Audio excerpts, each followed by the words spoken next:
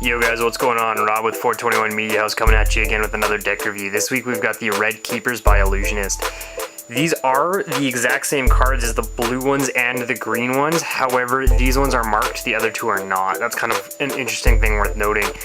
Let's take a quick look at the tuck case. The first thing you're going to notice is that this is a glossy tuck case. But other than that, there's not really a whole lot of anything interesting with it. It's pretty standard from what we've seen from Ellusionist. It says standard size on the top. It says seek out, not a lighthouse, greater than the human mind. On one side, performance coded, professional quality on the other side. And then the back has a fun little saying on it. I'll hold that up if you guys want to read it. I'm not going to read it to you. Alright, so the tuck case itself, like I said, it's just a glossy finish. It's functional, but it's a little boring. You can kind of see, I don't know how well it's going to show up. My tuck case got a little bit beat up over the week that I've used these cards and had it in my pocket. Let's crack it open and take a look at the cards and see what we get inside. So, the first thing you're going to get is you're going to get a ad card that says Ellusionist.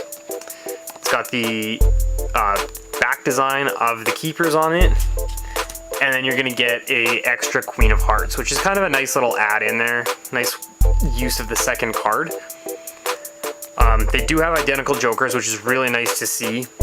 And I'm gonna flip the deck over before we get into the face cards, because the face cards aren't actually that interesting. This is the back design. So you got the two lighthouses. It is a two-way back design, so it doesn't matter which direction the cards are facing. Same thing both ways. Kind of nice to see that. Now, the backs of these cards are marked, so every single card is unique. If you guys are interested in the marking system, if you send me a message, I'll explain how it works. It's super simple on these cards. They're fully marked, so you're going to be able to tell the card, value, and suit of the card, which is really, really nice. Now, let's flip them over. Let's take a look at the faces. The leading ace is the ace of spades, which is very common. And then we've just got standard bicycle faces on these. There's nothing too fancy to the face designs on these. Which, seeing some of the stuff from Ellusionist is kind of a little bit disappointing. That being said, this is definitely a very magic focused deck, so it totally makes sense why you just have a standard face. There's nothing too fancy with it.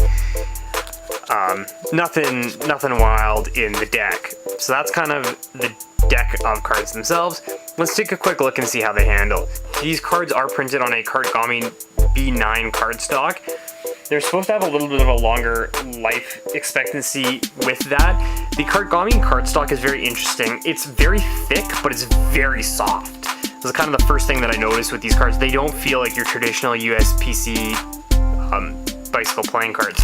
They are going to be traditionally cut, so they're going to Pharaoh face down. They are embossed, they are performance coded, kind of the usual things that we've seen from Ellusionist in the past.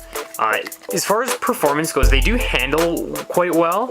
After a week of use, you can still see they're fanning quite nicely. I find sometimes these clump quite a bit, and I'm not sure if it's the way that I'm fanning the cards, or see, there you go. And I'm not sure if it's just the way that I'm fanning or if it's an issue with the cards, but sometimes they fan great, sometimes they get a little clumpy. In terms of cutting and handling, I found them to be really slippery, and I'm not sure if it's just because I'm not used to that Kartgami B9 cardstock, but they do handle very well. They're not as springy as some of the cards that we've seen from somebody like Ellusionist, or somebody like Theory 11, where the Monarchs are very, very thick cards and they've got a lot of spring to them. These ones are very soft and playful. The only other thing is the value, where these cards come in at $6.50 US.